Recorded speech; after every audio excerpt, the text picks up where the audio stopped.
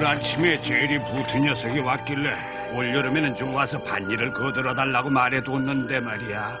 고아원에서 일을 거들 남자아이를 의도자고 말을 꺼낸 건 오라버니였어요. 이리야!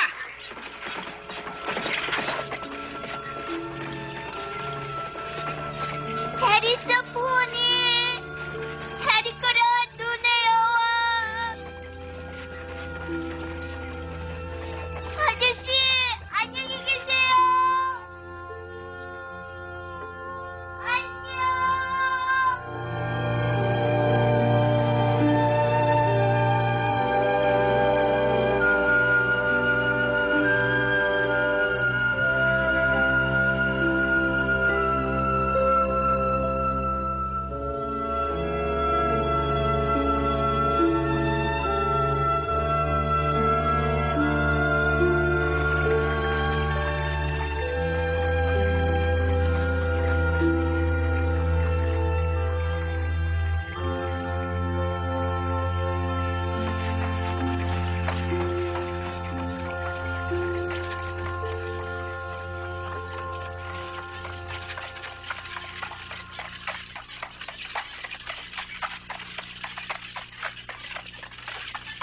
전 이 드라이브를 마음껏 즐기기로 작정했어요. 즐기겠다고 결심만 하면 대개 언제든지 그렇게 즐길 수가 있어요. 모처럼 드라이브를 하고 있으니까 고아원에 돌아가야 한다는 건 생각하지 말고 그저 드라이브하는 쪽만 생각할 거예요. 일찍 핀 들장미예요. 아름다워라. 틀림없이 장미꽃으로 태어나길 잘했다고 생각하고 있을 거예요. 만약 장미꽃이 말을 할 수 있다면 얼마나 좋을까? 분명히 재밌고 아름다운 얘기를 해줄 거예요. 게다가 분홍색은 이 세상에서 가장 매력적인 빛깔이 아닐까요? 전 분홍색을 아주 좋아하지만 그런 옷을 입어서는 안 돼요. 빨강 머리를 한 사람은 분홍색 옷을 입을 수가 없단 말이에요. 어렸을 땐 빨강 머리였는데 어른이 돼서 머리색이 변했다는 사람 혹시 알고 계세요? 난 아는 사람 없다. 게다가 네 경우는 아마 그런 일은 일어나지 않을 것 같구나. 이것으로 또 하나의 희망이 없어졌어요. 제 일생은요, 완전히 희망이 파묻힌 무덤이에요. 이건 언젠가 책에서 읽은 글귀인데요. 절망할 때마다 되풀이해서 말하며 자신을 달래곤 해요. 그런 글귀가 어째서 네 마음을 달래주는지 난 통화할 수가 없구나. 어머, 하지만 얼마나 멋있고 낭만적인 말이에요. 마치 제 자신이 얘기 속의 여주인공이 된 것 같은 기분이 들거든요. 오늘도 반짝이는 호수로 지나가나요? 멀리 연못은 지나가지 않는다. 반짝이는 호수라는 게 그 연못을 뜻하는 거라면 말이다. 오늘은 바닷가 쪽의 길로 가는 거야. 바닷가 쪽 길이란 참 멋져요. 바닷가 쪽 길이라고 말한 그 순간 그곳 풍경이 눈앞에 환히 떠올랐어요. 히모레 마을까지 얼마나 돼요? 8km쯤 된다. 그런데 넌 뭐든지 짓거리고 싶어 못 빼기나 본데 이왕이면 네가 지나온 일이나 좀 얘기해봐라. 제가 지나온 신상 얘기는 말할 값어치가 없어요. 그보다 제 자신에 대해 상상하고 있는 걸 얘기하는 게 훨씬 더 재미있을 거예요. 아니다. 네 공상 같은 건 딱 질색이야. 있는 그대로의 사실만 얘기하면 돼. 처음부터 시작해라. 태어난 곳은 어디며 나이는 몇 살이니? 왜 그러는 거야? 자, 말해봐. 싫어요. 그런 얘기는 해봐야 소용이 없잖아요. 지금 전 그런 거 생각해내고 싶지 않아요.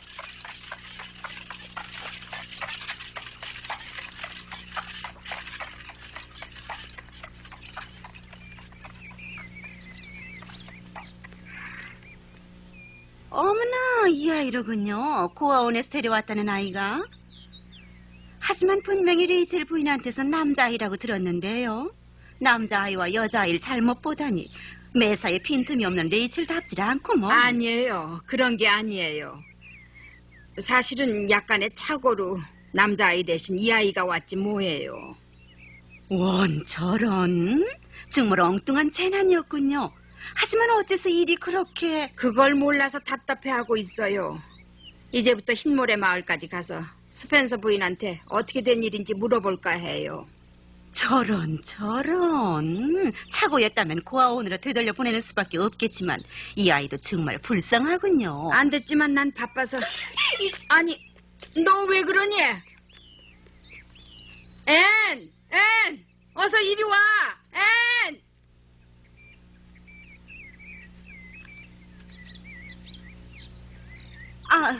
잘못했군요. 공연이 쓸데없는 말을 해가지고. 그럼 난 가보겠어요.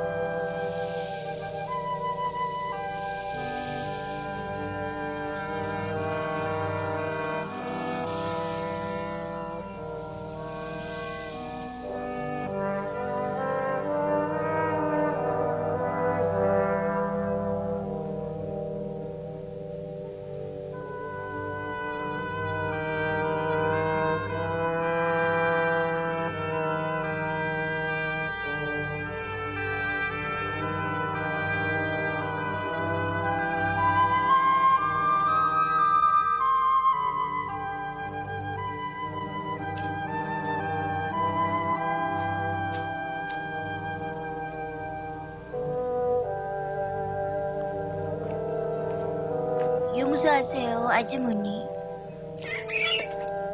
이젠 괜찮아요. 토라지거나 안 그럴게요. 아니야, 나도 잘못했다. 네 기분은 생각지도 않고. 저요? 아주머니한테 제 얘기 할게요. 처음부터 사실 그대로 다 해요.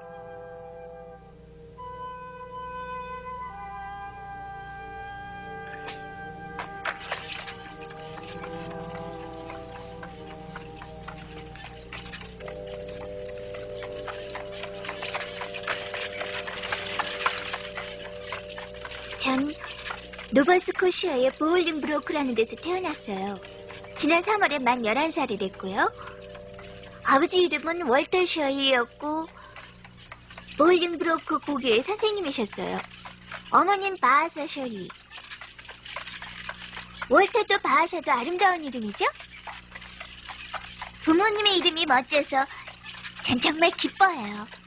만일 아버지 이름이 페퍼민트라거나 그렇다면 그건 정말 부끄럽지 않겠어요?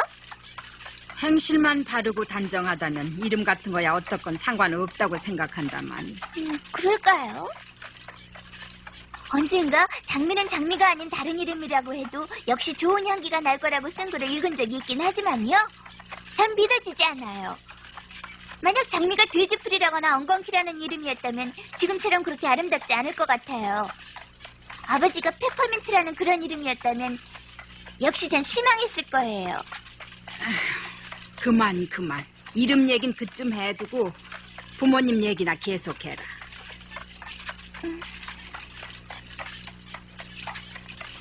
아버지와 결혼할 때까지 어머니도 같은 고교의 선생님이셨어요.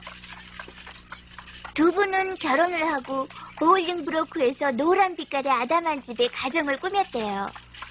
전 그 집을 본 적은 없지만 몇천 번이나 상상을 했어요.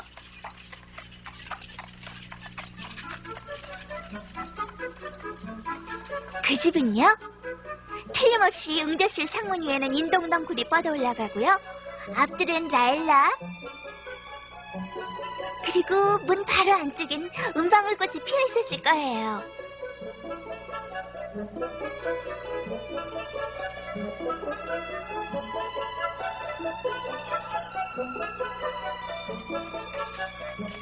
그래요. 전 눈을 감자놔도 그 집이 눈앞에 분명히 떠올라요. 창에는 모슬린 커튼이 쳐있고요. 사실 모슬린 커튼을 치면요, 집이 더 한층 돋보이거든요.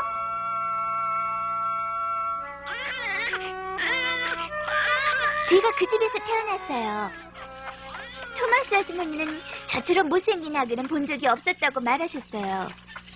깡말라 뼈만 앙상하고 깨끗한 것이 커다란 눈만 뒤룩거렸나 봐요. 하기야 전 지금도 그렇지만요. 그래도요, 어머니는 저를 예쁘다고 생각하시더래요. 일하러 온 아주머니보다야 진짜 어머니 쪽이 올바른 판단을 할 수 있는 게 아닐까요? 부모는 자식이 귀여우니까 예쁘게 보이기도 하겠지. 어쨌든 간에 어머니가 저를 좋아하셨다니 기뻐요. 어머니를 실망시켰다고 생각만 해도 전 너무너무 슬퍼질 것 같거든요.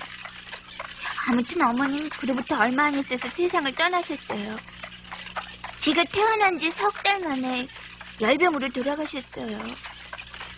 제가 어머니하고 부른 것을 기억할 수 있을 때까지만이라도 살아계셨으면 좋았을 거예요. 어머니하고 부르는 건 정말 흐뭇하고 기분 좋을 거예요.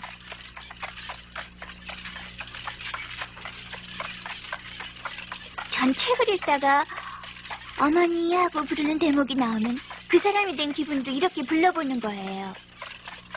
어머니라든가요? 어머님이라든가요? 또 엄마 이렇게 해요. 하지만 진짜 어머니를 향해서는 한 번도 어머니라고 못 불러본 것 같아요. 석 달 된 애기로서는 무리니까요. 어머니가 돌아가신 나흘 후에 아버지도 열병으로 돌아가셨어요. 토마스 아주머니 얘기는요, 다들 나를 어떻게 하면 좋을까 하고 어찌할 바를 몰랐나 봐요.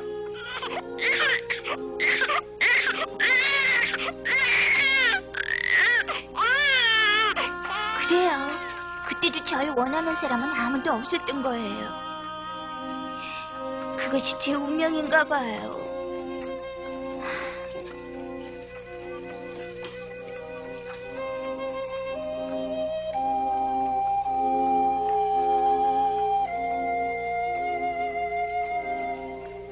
앤의 얘기는 여기서 잠시 끊어졌습니다. 마릴라는 이제 더 재촉하는 일도 없이 그저 앤이 다시 얘기를 계속하길 기다리고 있었습니다.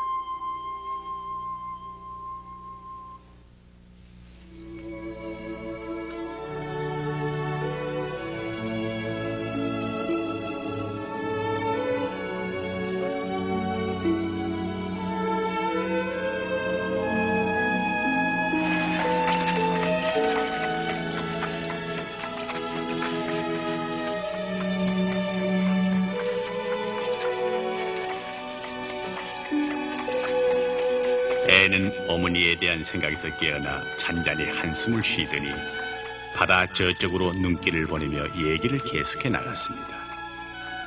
그리고 여태까지와 마찬가지로 얘기가 간간히 옆길로 빗나가긴 했지만 그러나 괴로운 성장 과정을 얘기하지 않으면 안 되는 앤에게 있어서는 아무래도 한숨을 돌리는 것이 필요했다고나 할까요.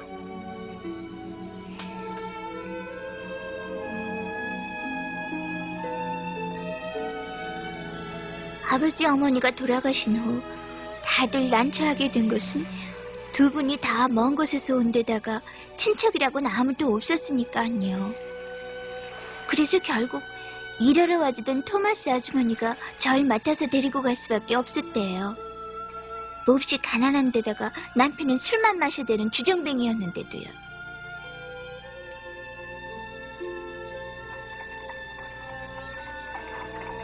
제가 8살이 됐을 때 토마스 씨네 가족은 보울링브로크에서 메어리스빌로 이사를 갔어요.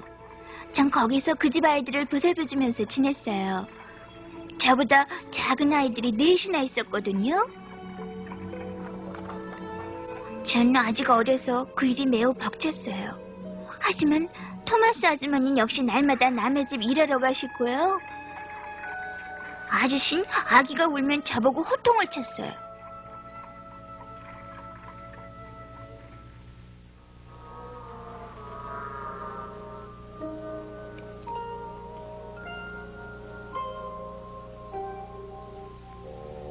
그러던 어느 날 토마스 아저씨가 기차에 치여서 돌아가셨어요.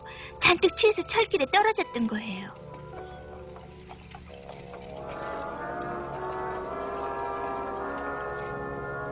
아주머니가 절 어떻게 하면 좋을지 몰라서 짤짤매고 있을 때 윗마을에 사는 해몬드 아주머니가 찾아오셨어요. 제가 아이들을 잘 보살핀다는 걸 알고서 해몬드 아주머니는 절 데려가겠다고 했어요. 그래서 전 땅을 새로 일구는 아주 좁은 개간지에서 아주머니와 함께 살게 됐어요. 너무나 쓸쓸한 곳이었어요. 상상력이 없었다면 거기선 잠시도 살 수가 없었을 거예요.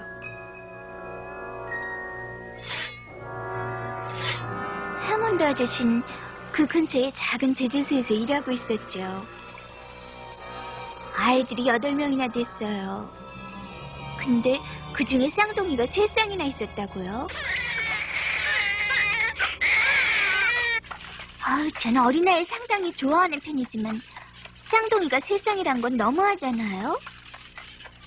마지막 쌍둥이가 태어났을 때 전 아주머니께 분명히 말했어요. 이젠 안고 다니기에도 지쳤다고 말해요. 그 집에서 2년 이상 살았지만 아저씨가 돌아가시자 아주머니는 집을 정리해버렸어요. 할 수 없이 아이들은 여기저기 친척집에 나눠 맡기고 미국으로 가버린 거예요.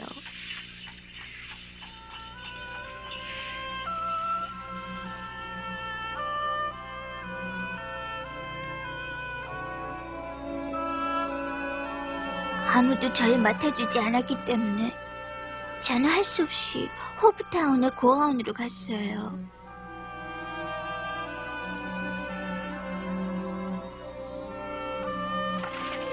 하지만 사실은 고아원에서도 저를 받고 싶지 않았던 거예요. 아이들이 꽉 찼으니까요. 거기서 반년쯤 있었는데 그때 스펜서 부인이 오신 거예요.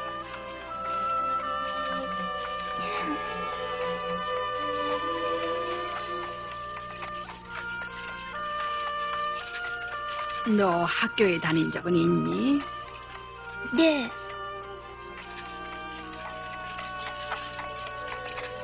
하지만 별로 다니지 못했어요. 윗마을에 살고 있을 땐 학교가 멀어서요. 겨울엔 걸어서 다닐 수가 없었고 여름엔 방학으로 수업이 없었어요. 그래서 봄과 가을에만 좀 다녔거든요. 하지만 전 책을 꽤 읽을 줄 알고 시도 아주 많이 외우고 있어요. 게다가 전 아버지 어머니의 유품인 책을 내내 소중하게 간직해왔거든요. 거기서 여러 가지 많은 걸 읽고 외웠어요. 근데 그 책을 고아원에 들어가기 전에 그만 잘못 알고 잡동사니와 함께 버려버릴지 뭐예요.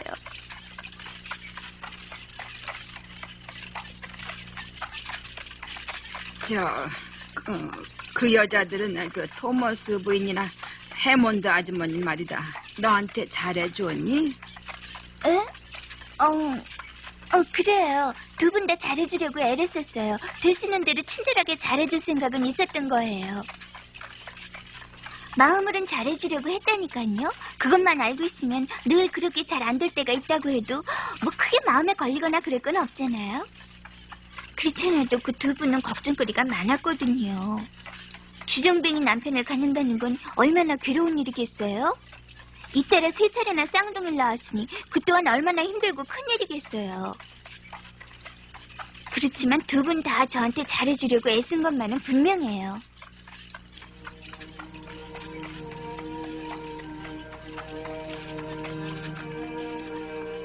마릴라는 더 이상 아무것도 묻지 않았습니다.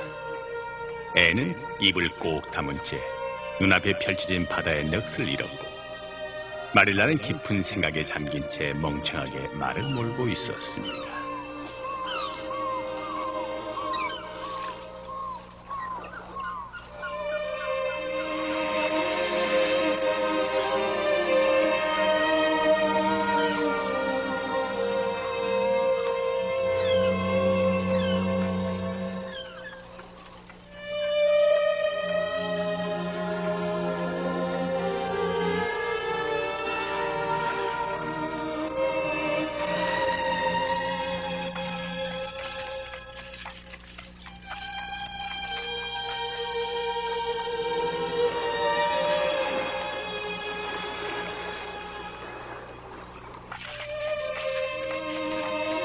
바다란 참 아름다워요. 언젠가 토마스 아저씨가 급행마차를 세내서 우리 모두를 태우고 해안까지 데리고 간 적이 있었어요. 아이들 시중이 좀 힘들긴 했지만 하루 종일 정말 즐거웠어요. 그 후로 몇 년 동안 그 즐거웠던 날의 일을 꿈에 보곤 했어요.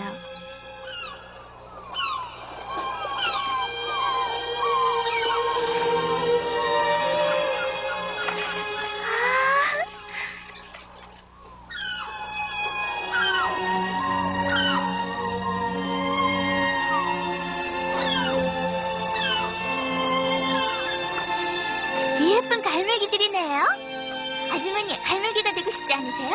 전 되고 싶어요. 해 뜰 때 깨어나서 물 위에 춤추며 살포시 내려앉는 거예요. 그리고는 하루 종일 저 파란 바다 위를 멀리까지 훨훨 날아가 밤이 되면 둥지로 돌아오다니 얼마나 좋을까. 저 앞에 있는 저 큰 집은 뭐예요? 흰모래 호텔이다. 여름 휴가철이 되면 미국 사람들이 피서를 하러 몰려온단다. 스펜스 부인의 집인 줄 알았어요. 그 집에 당도하는 게 싫어요. 이것으로 모든 게 끝나버리는 것 같은 생각이 들어서요.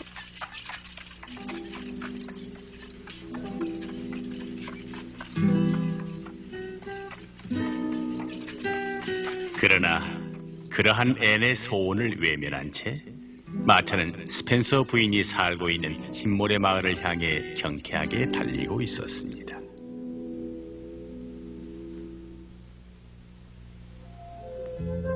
스펜서 부인에게 앤을 데리고 간 마릴라는 고약하게 생긴 옆집 여자가 앤을 하녀로 데려가려고 하자 다시 초록색 지붕집으로 데리고 옵니다. 아직 초록색 지붕집에 두겠다고 약속은 하진 않지만 앤이 착하게 있으면 도와두겠다고 말합니다. 앤은 기뻐 어쩔 줄을 모르죠.